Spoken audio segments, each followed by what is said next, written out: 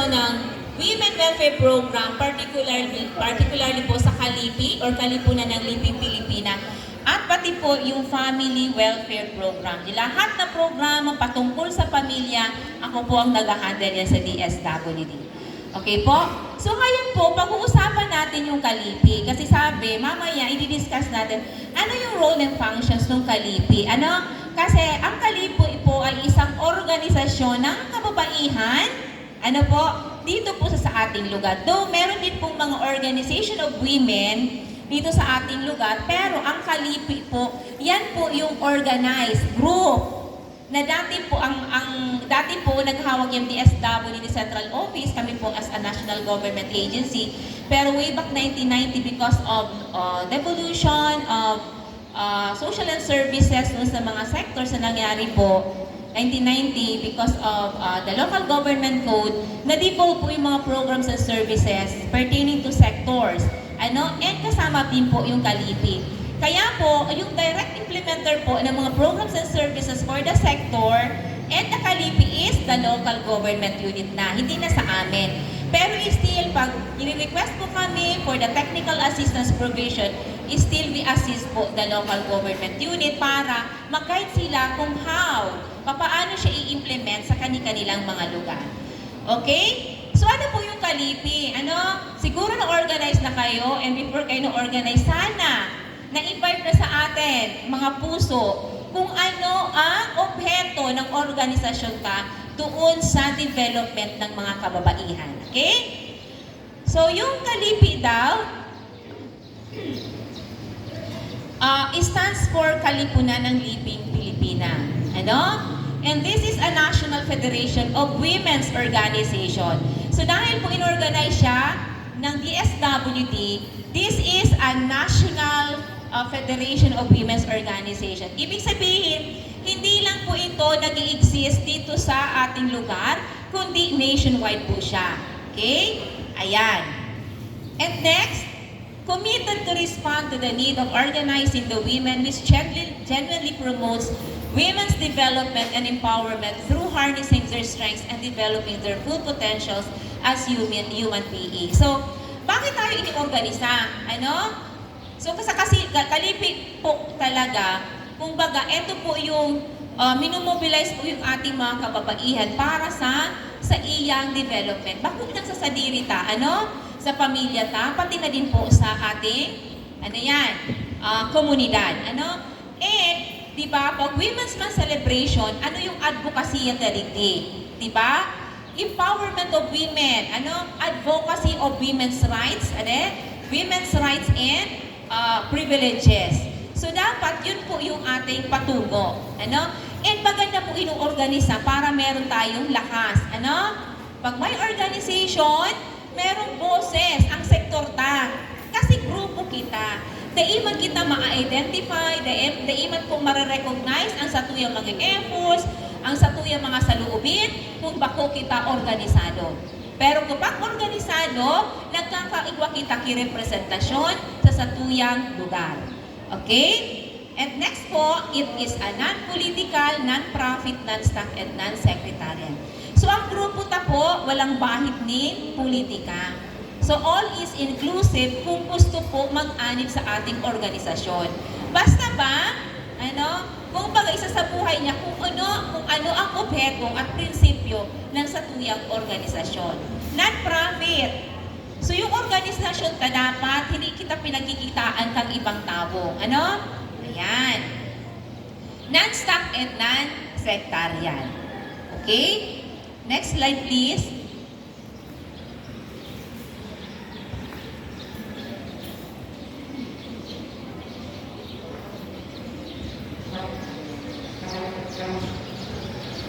Ayan. Meron daw pong simbolo, ang Kalipi. So, ano ang simbolo Ayan. Ang simbolo bamboo. Ayan. Huwag kakalimutan bilang babaeng Pilipina, nagsisimulay tayo ng bamboo. Bakit? Ano ba yung bamboo? The bamboo being a common resource of Filipinos and their daily struggle for survival and dignity symbolizes the grassroots women from whom springs the creative force that builds newer and more just societies and towards whom Kalipi programs and services are directed.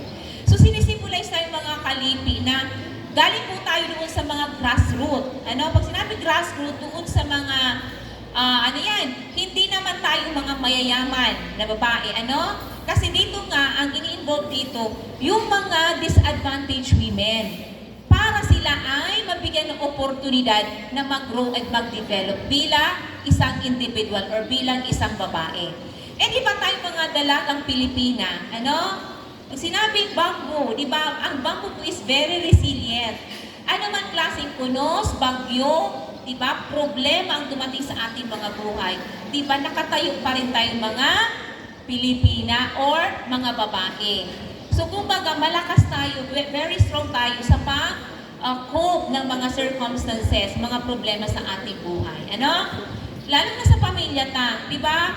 Kahit walang-wala tayo, kapag nangangailangan ng ating mga anak, di ba, diskarte ni mama. Minadiskarte talaga kita, maski ano pang ibuhon tatanganing, mai-provide na lang yung pangangailangan ng ating mga anak. Tama ba? Pati pangangailangan ng asawa. So, kumbaga, hindi kita nakadepende. Hindi tayo dependent doon sa ating mga asawa. Tayo talaga ay nagsusupport. Ayan. So, yan yung simbolo natin. And next slide, please. So, pag-usapan natin itong mga prinsipyo or principles ng kalipunan ng Liping Pilipina. So, una po, people's participation.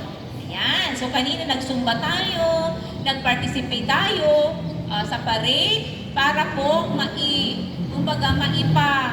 natin yung advocacy natin para sa mga kababaihan through the Women's Month celebration. So, sabi dito sa people's participation, Kalipi believes in the sharing of duties, powers, benefits, and privileges, involvement of the socially disadvantaged women in their own development and in all phase of decision-making. Noon po kasi bagang panahon, di ba? Kaya nagkaroon tayo ng gender inequality. Walang karapatan yung mga babae sa mga decision-making. Mga decision-making activities. Talaga, binibigyan sa mga lalaki. Kaya nga yung karamihan or majority ng ating mga leaders ay mga lalaki. Pero sa ngayon po, because of our theme na gender equality, hindi na po ito uso. So, bilang isang prinsipyo, kailangan din tayo mag-participate. Kahit tayo mga babae, kailangan nating mag-participate lalo na doon sa decision-making. Kasi di ba, tayo mga babae, marunong din tayo mag-desisyon sa ating mga sarili. So, dapat na hindi tayo maging dependent masyado sa mga lalaki. Minsan nga, kailan yun? From Monday to Tuesday, nagkaroon po kami ng Regional Kalipi Federation meeting. So, nag-usap-usap yung mga leaders doon, makatapos ng overnight yun, na during din sa mga pag-uusap kung may mga group of friends man sila, na mga lalaki din, parang ang trend ngayon, sabi daw sa mga lalaki is, parang hindi din, kumbaga, na-appreciate nila or mas nagugustuhin nila yung isang babae o asawa nila na, kumbaga, kinukontra din sinda. Ibig sabihin, hapok man ngayon ng mga lalaki na kami sa napirming nag-decide. Gusto mi man ngayon, magkaigwa man yung boses, ano man ang side kang agum niya. So, mas na-appreciate na yun or mas, kumbaga, nabibighani din yung mga lalaki, ganon na personalidad sa mga babae. Abo maninda daw, napirmi na sa ng kasubmisip, gabo sa sunod-sunod, gabo sa pipa-decision sa lalaki. So, hindi na po siya ngayon, hindi na siya ngayon trend. So, dapat, yan, tabang-tabang ang babae at lalaki. Okay? So, second po, self-determination. So, Kalipi adheres to the principle that the need for change must come from within the hearts of the women, from their own awareness of their problems and their will to act on them. Yan. Self-determination. Dapat kung kitang mga babae, minamauta na igwang mangyari sa mga buhay ta, or magkaigwang pagbabago sa buhay ta, dapat sabi? Nagsisimula yan from within sa atin. Nagsisimula dapat sa atin muna. Di ba? Kasi kung wala kita thinking, kaiyan na mitiin ta, dahil tagigibon sa tuwing mga sadiri, wala mangyayari. So kumbaga, kung igwa kitang kumbaga mithiin na magunlad kita birang sarong tao, so yung support ng ibang tao na nakihiling sa tuya, nakita gustong magbago, gustong mapaunlad ang satuyan sa diri, masurunod na sa suporta from other people. Okay, number 3, experiential learning. So Kalipi believes in learning through practice of action reflection of women's experiences in collective decision-making and mobilizations, facilitates the learning and development of women in problem-solving analysis. Ayan. So sabi nga ni po, mas natututo daw tayo doon sa mga experiences natin. Ano? So education daw ay hindi nakukuha lang sa four corners of the school or classroom. So mas natututo daw tayo bilang mga babae doon sa mga sitwasyon or experiences na kumbaga, napagdadaanan natin. Dumang kita minakusog. Okay?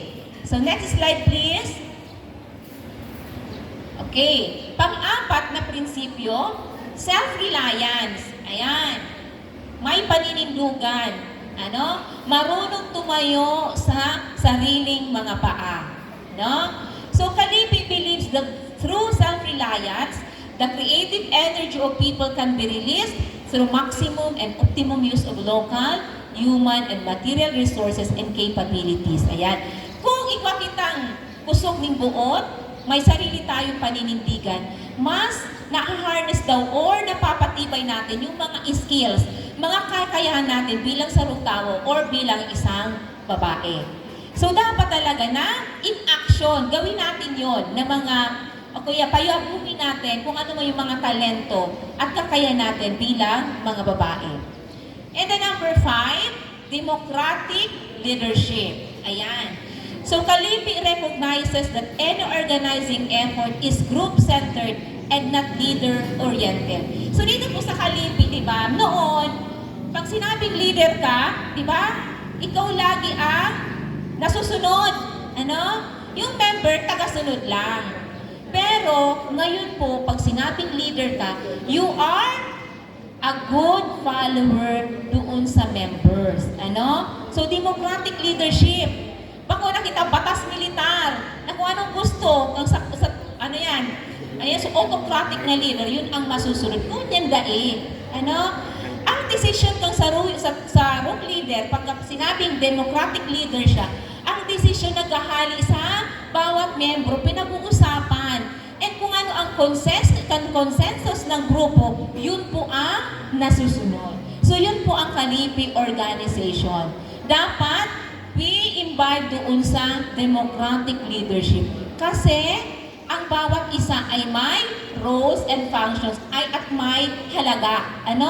May kanya-kanyang mai-contribute sa organization. Hindi lang yung leader ang nakakontribute dapat. Lahat kitang members pwedeng mag-contribute para po mapausbong, mapaunlad ang satuyang organisasyon.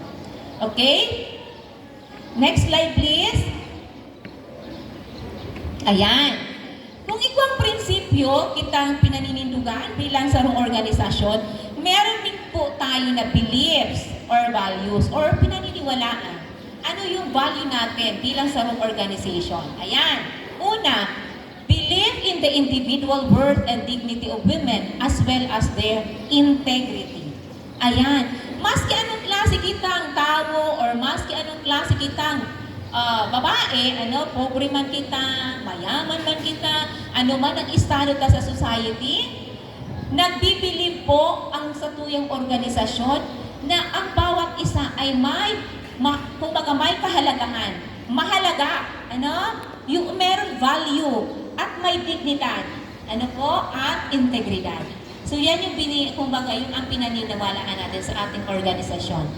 And number 2, believe in the women's capacity to change. Ayan. Kung kunyan, nasa estado kita, na kumbaga lugmok kita, sa hirap, pero ang organisasyon ka daw, through our organization, nagbibilib kita na meron kitang kapasidad para magbago, para mabago sa dati tang sitwasyon. Nadai kita forever na lugmok sa kahirapan, di ba? Marauto manawara kita ginibo sa satuyang sadiri para magtaas-taas lamang ang satuyang antas ng satuyang buhay or satuyang kabuhayan. Ayan. So number 3, believe in the women's capacity to determine for themselves their needs, their aspirations, and how this could be achieved. Yun. So, sinabi din na nakaugat po doon sa prinsipyo na tayong mga babae, dapat igwaman kitang sa diring paninindugan ta. Igwa kitang pinapangarap sa buhay ta, sa pamilya ta, sa komunidad na mag-uswag, di ba? Pero may minimiti na natin na kumbaga maging successful sa buhay ta, maging successful yung pamilya ta, at syempre para makakontribute kita para maging successful yung kinabibilangan nating komunidad. And number 4, believe in equal opportunities for women and men. Ayan. So nagbi-believe kita na dapat equal, pantay na oportunidad para sa mga babae at lalaki. Kung ikutita o mga programa at serbisyo sa babae, dapat din may titaw programa at serbisyo sa lalaki. Kaya nga duman sa sa Women Welfare Program, ang sektor duman na inu-organize ang kababaihan na tinatawag na Kalipi. Duman naman sa men, duman sa parte ng kakalalakihan, meron tayong ina-organize na ERPAT. Yan, ERPAT Mansinda. I don't know kung na-organize na po dito sa munisipyo ang ERPAT. Kumbaga, grupo naman po ng kalilikihan. Okay? Ayan. And then number 5, believe in women's social consciousness and responsibilities toward themselves, their families, and their community. Ayan. So, hindi lang dapat kita nakasentro sa ating mga buhay, kundi pati na din sa ating community at pamilya. And then number 6, believe that most women can derive personal growth and development if provided with an environment that is both supportive and challenging. Ayan. Naniniwala din kita na kapag ang mga babae, ang grupo ang sektor ng mga kababaihan, ay mabigyan din daw po ng oportunidad para mailukaran sinda, itama, kumbaga matawan sinda ng maray na edukasyon or mga trainings para mapaunlad ang sa indang mga buhay. So, syempre, yun na tinabangan ay talagang uunlad ang sa indang mga buhay. Okay, so next slide please. Ayan, so ito po yung pinaka-general objective ng ating organization. Una, to articulate clearly the aspirations of women to fundamental reforms and changes and work for the integration of women in the limelight of development as well as the promotion of women's rights and equality. Ayan. Yun po ang objeto na itong mga kababaihan na talagang nasa grassroots, nasa laylayan, ay matabangan taligi sa organisasyon para kumbaga tumaas. Tumaas ang antas ng kanilang mga buhay. Tutulungan natin sila. And kapag natulungan natin sila, sila din ay makakatulong para maging advocate ng women's rights. Women's rights and equality. As per, anong pinaka-Biblia natin mga babae? Republic at yung Magna Carta of Women. Andun nakapaloob yung mga women's rights natin and equality. So yan. So, kumbaga dyan nakaangkla po yung ating organization. And then yung specific objectives nito, to tap and consolidate the organized strength of women for action towards enhancing their capacity to work for their rights and welfare. Ayan.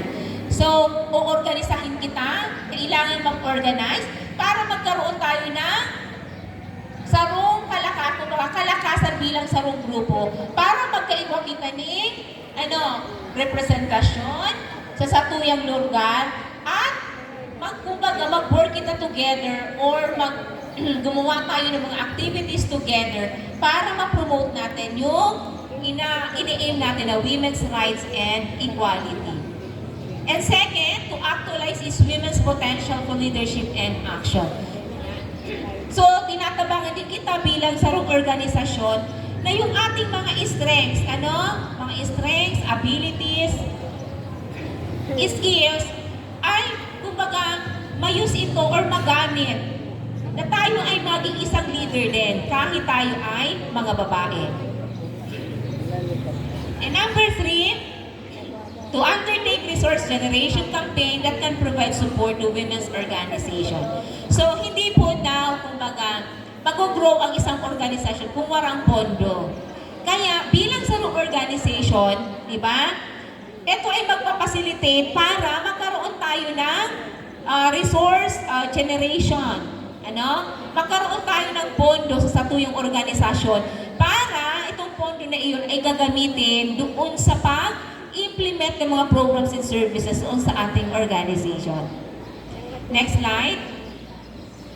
Ayan. Ano pang mga objectives?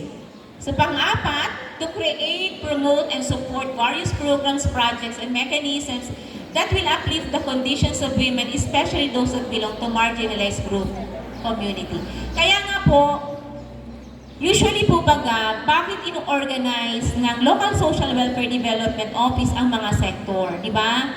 Kung titingnan natin, lahat po na pinuprovide ng services ng government, pati ng, through the Local Social Welfare Development Office, yung mga sektor na nangangailangan. Hindi naman natin i-organize yung mga hindi na nangangailangan. So kayong mga kababaihan na nangangailangan ay through this organization ay mabigyan ng mga programa at serbisyo na ikauunlad ng inyong mga sarili at pamilya. Next, number 5, to promote, conduct, and support informative and educational activities such as trainings, exposures, etc. that will equip women with the consciousness, motivation, and skills needed to initiate change and development. So kaya kapag may grupo na, may Kalipi organization na, di ba? Naka-allocate na po ng funds ang ating Local Social Welfare Development Office para magkaigwa ka mga activities like yung mga trainings, skills training na kailangan natin para ma-improve natin yung situation natin sa ating mga sarili at sa family. And then number 6, to undertake networking and alliance building activities and establish relationships among local, municipal, provincial, and national women's organizations to foster understanding, cooperation, and solidarity on problems, issues, and programs that are of women's concern. Ayan. So sabi nga, hindi tayo mabubuhay na tayo lang. Bilang sa organisasyon, kailangan din natin makiling or mag-tap ng other programs and services sa iba-ibang ahensya. Kaya kanina, meron nag-present mga ng mga programs and services from us.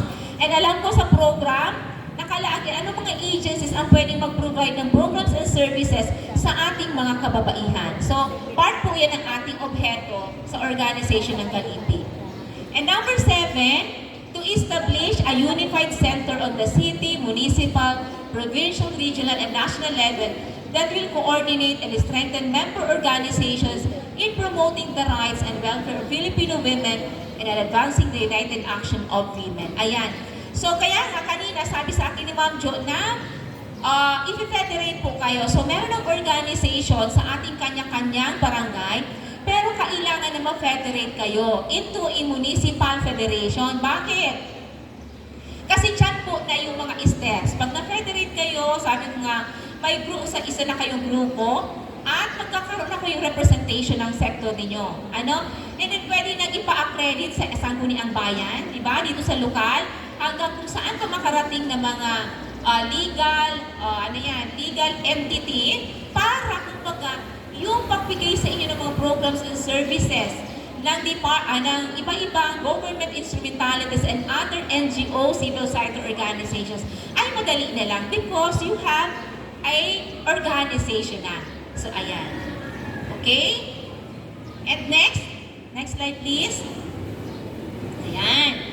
So, sino po dapat ang maging member ng Kalipi organization? Ayan ha, tatandaan. Open primarily to women or women organizations organized by the DSWD or its local counterpart. So yun, kayo po ang inorganize ng satuyang local social welfare and development. So, mas lagi po kayo na na-organize ng ating lokal na pamahalaan kasi kayo ay may legal entity or recognized kayo. So, iba po ng mga women organizations, we do not know kung ano yung legal identity nyo. Pero kayo maswerte because kayo po yung pupunduhan ng ating lokal na pamahalaan. Okay? And ano yung members? Women at the barangay who are 18 to 59 years of age. Hanggang lang 59. Bakit? Kapag 60, ano ng grupo sila? Ayan,